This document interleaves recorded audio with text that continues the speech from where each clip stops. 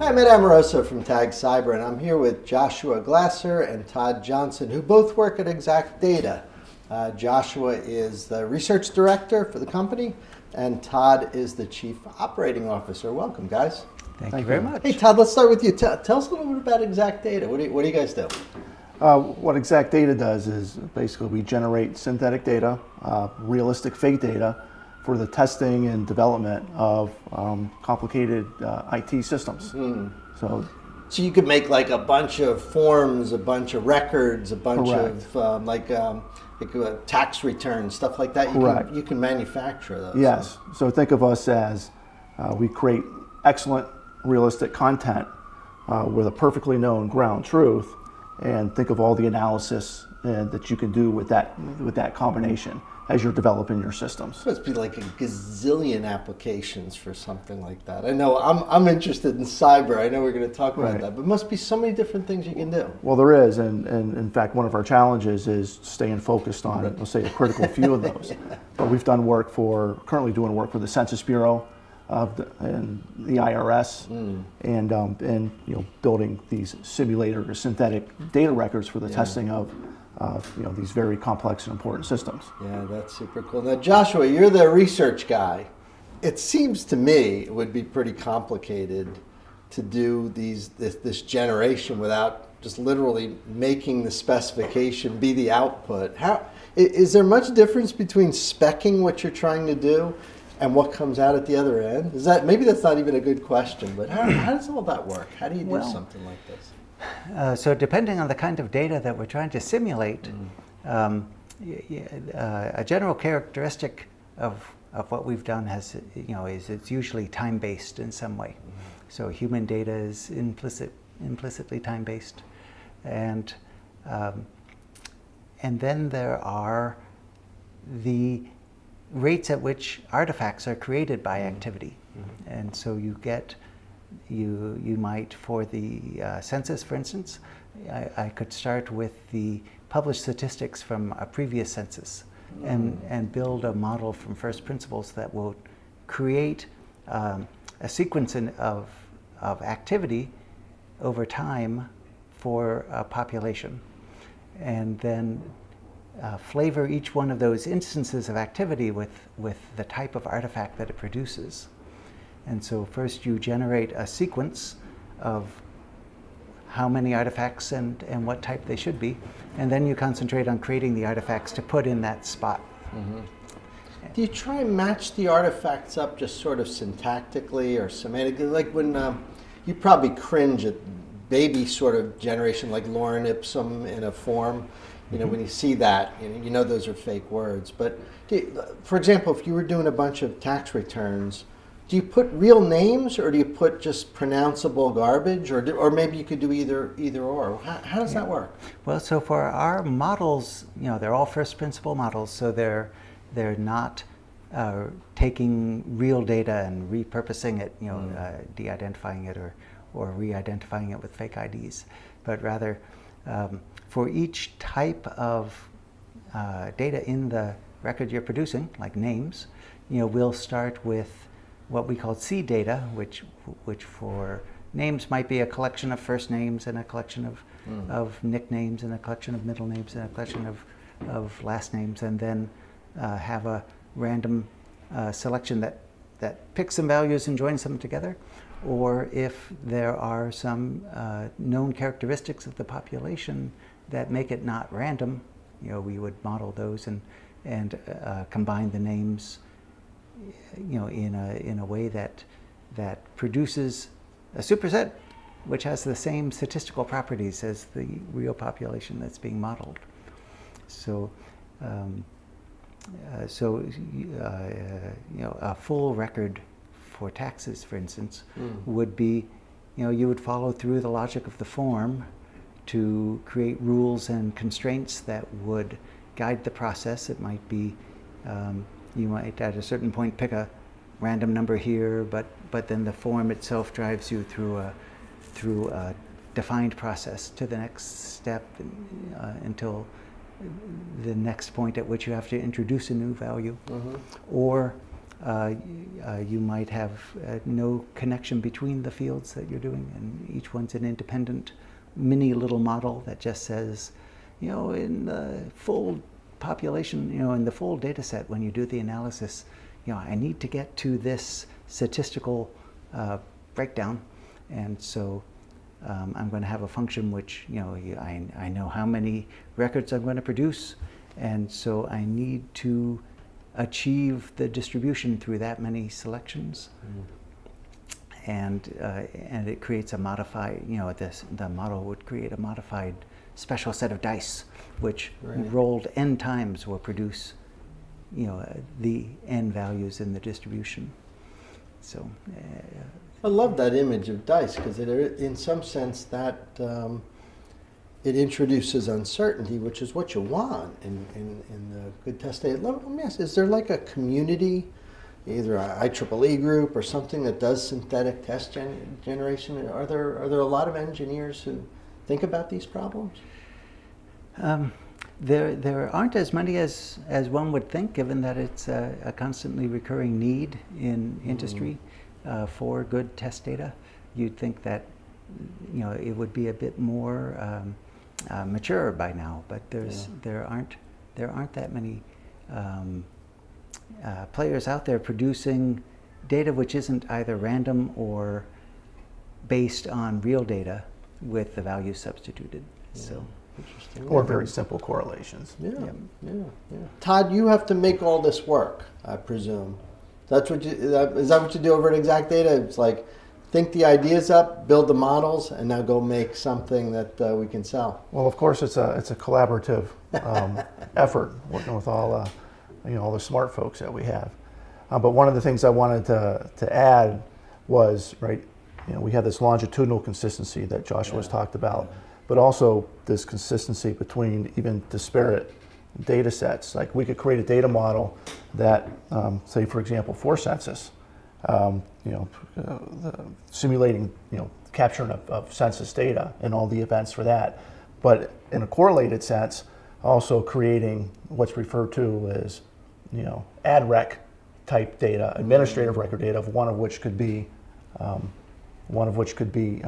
IRS data. Yeah. So the ability to create these fake families, and also tax records of the same people and have them correlate to each other, or not by design, test your system, is very powerful.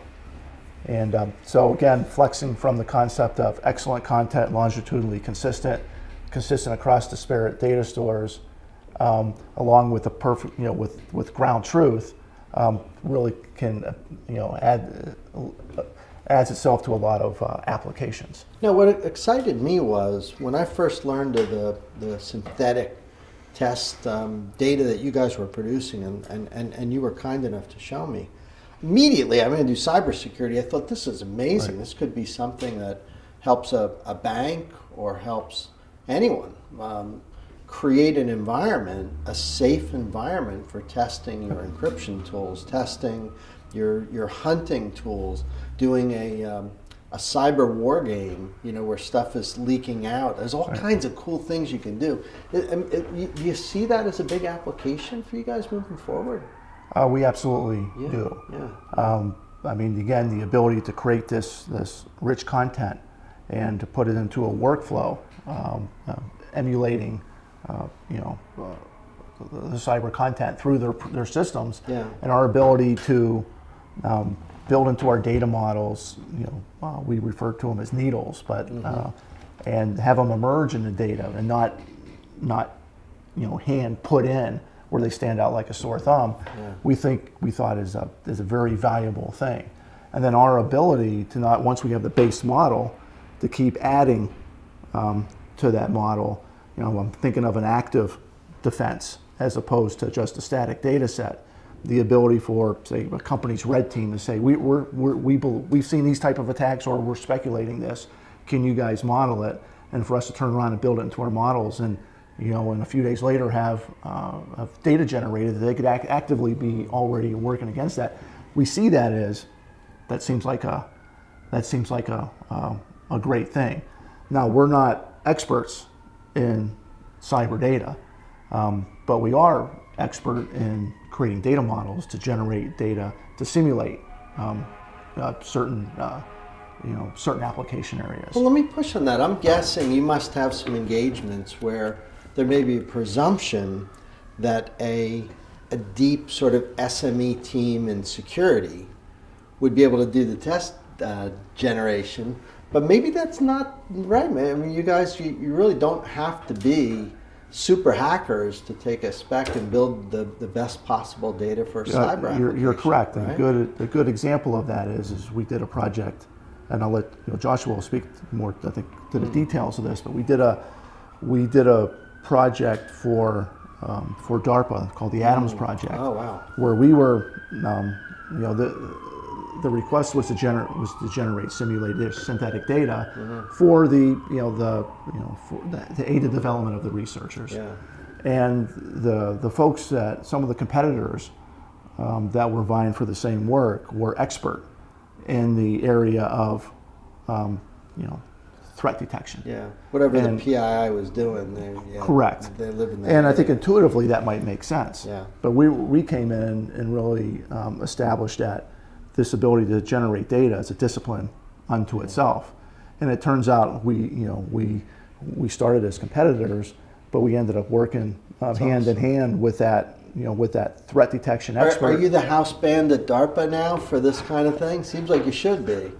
We'd like to be, but well, if there's some people from DARPA watching, I mean, this seems like a pretty nice engagement. You worked on that project? I did. I bet that was a fun one. It was, yeah. So the Adams program had its unfortunate genesis in the Fort Hood shooting, at which point DARPA decided that they would fund research in tools to aid analysts in better detecting insider threat activity. And so the Adams program itself had several phases. The first one was a sort of white space public phase in which they invited the research community to come and participate in certain challenges. They set up 4 challenges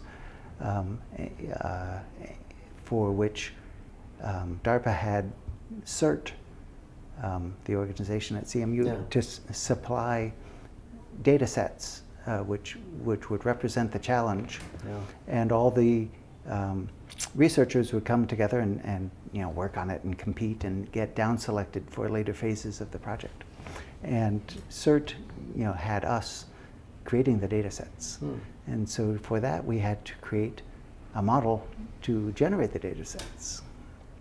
And we took a similar approach from the standpoint that first what you need is to figure out a plausible pattern of activity and events that happen in cyberspace, and then color it with the artifacts that are thrown off by that activity. Since it's human activity, and humans are social, the basis of it would be a social network, and the other component would be the behavioral model of individuals. And so our model combined those 2 aspects. It had a social network model, which takes for any size population, allows you to composite the effects of any number of relationship functions that you want to impose in that population, like we live near each other, or we have similar affinities or similar interests, or we work in the same group, or we have the same shopping patterns, or we play the same games online. Those functions were all composited into a network, which would then provide would show topic propagation between people. I've got something I'm an affinity, and it's got a certain strength, and the more I interact with you, the more likely you are to acquire that topic as well, and watch those topics migrate and change the social network over time. And then the other component would be, well, what do people do? They have impulses to do things like email or read email or surf the web or do some project-related work or send files, that sort of stuff. And so we had a component in the model which says, people know how to do all these different things, and when you study the statistics for a population, you find that the base rates of these activities are that on average, somebody might send 10 pieces of email between 1 and 2 o'clock in the afternoon or something like that. And so you would take these base rates, they would influence the rate at which impulses occur, and the impulses would get translated into events, and with a natural filter that the laws of physics have to be preserved. So I might have an impulse to phone somebody right now and send email right now, and pass through that door or print a document right now. But the laws of physics say they can't all happen at once. So something has to select and be the gatekeeper there, and that would be psychological factors or the strength of the affinity or the impulse. Yeah. And that was all wrapped up in one part of the model. And we had this model for an entire population, so that at any point a person would say, well, it's time for me to send email. And okay, I'm going to send email. Who am I going to send it to? I'll go to the social network and see who I'm most likely to send it to. And what is the email topic about? What am I going to talk about? I'll go to the social network affinity propagation component and determine and see what the topic at that moment is. What's the which one would have the most strength. And so that was the basic core of the model, which would produce sort of the massive haystack of benign activity that goes within an organization. And then we had what we call the needles, the impulses to do malevolent things, and when it was time for that would have an influencing function on the impulses, and the topics that would be involved. And so I might say, now it's time for me to exfiltrate files from my organization, or now it might be time for me to collaborate with a couple other people towards some given end. And so those behaviors would get expressed in the time sequence of activities, and then the final step would be just to put the artifacts on them. So I've sent email to these 3 people with this CC, with this attachment, but what is the content of the email? And that would come from a separate model based on. Yeah. That is absolutely fascinating. Todd, for you and for the whole team, I would imagine making this accessible to a customer must be a challenge. Like that, I don't know whether it be a natural language processing interface or you interview the customer, because foundationally the model seems so sound. But I say, great, I'm in, I want to buy, I work at the IRS or something. Do you sit down and interview them? Do you sketch stuff out? How do they communicate their needs, so that you can then translate it into the stuff Joshua was talking about? Well, it's interesting. A lot of times we do have to sit down with them and pull out the questions, because until they start thinking about it.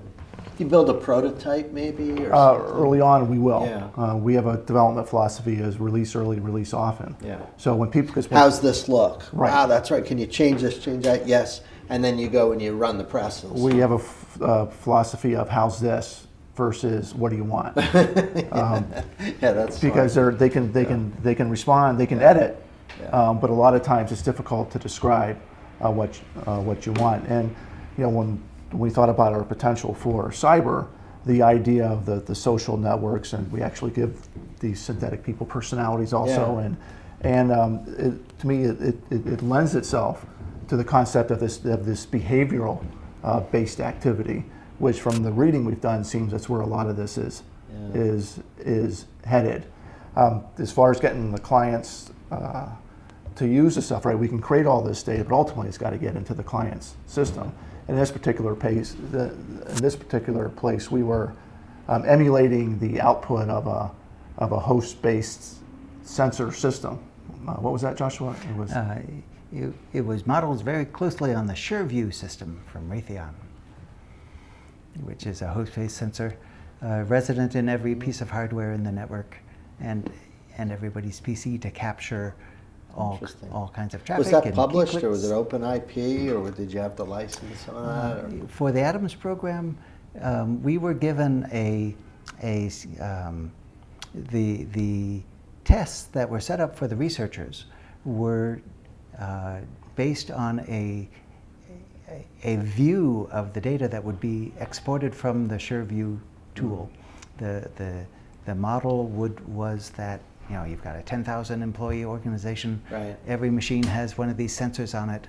Every door has a card swipe. Every printer. So the intellectual everything property, like that. not so much an issue there. And the tools all aggregate all the collected data into a database, and then a process exports that database based on data domains into files available for the researchers to mine, to apply their techniques. So the researchers would get those log files basically, and then they'd have access to a truth file to say, did you catch all the ones did you identify all the activities in there? You know something, I got to tell you guys, I talk to cybersecurity companies all day, all week, all month, all year. That's all I do.